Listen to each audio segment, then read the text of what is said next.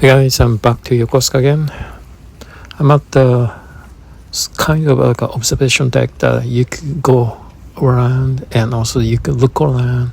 Right side, the US side, US base side, and the one of the dry dock, the 153 years of dry dock there. So after that, we'll go there to observe what the dry docks look like now. But before going there, take a look at the ships, two of the ships. The left one is a Japanese destroyer, and the right one is Australian destroyer called HMAS Sydney. So this week, those are the two destroyers docked at the Japanese self-defense side. And last week, there are the Italian Cabo and Alpinos there. They left like a 27th. So this week, we are able to observe the different type of ships at the Japanese self-defense side. This area of Yokosuka is very unique that the Yokosuka city is kept all the historical building and the monument throughout the Belni Park too. Today, let's take a close look at the 153 years of dry docks.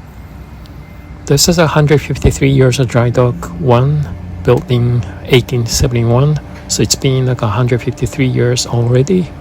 Now this dry dock is filled with sea waters. This is amazing that this is a very rare view that before there's no seawater filled this dry docks.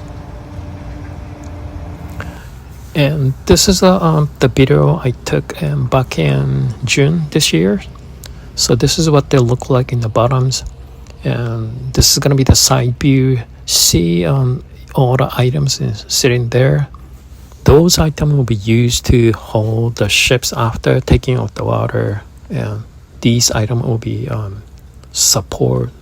I guess it's a kind of like a door stopper to support on the ships. And it is very interesting to see the old 153 years of dry dock one, and this is the oldest one, and it's a French engineer, Belny, the one helped the Meiji government. There another dry dock 2 is 140 years old, and another one dry dock 3 is 151 years old. But today I'm only focusing on the dry dock 1. When coming back to this area during the nighttime, you see this is a totally different scenery compared to the daytime. The way is the light fixture around, and also this is the reflection of the light fixture on the surface of the seawater. It's so amazing. It's just like we're seeing a totally different dry dock. This is definitely must-see nighttime attractions. Well, see you next time. Bye.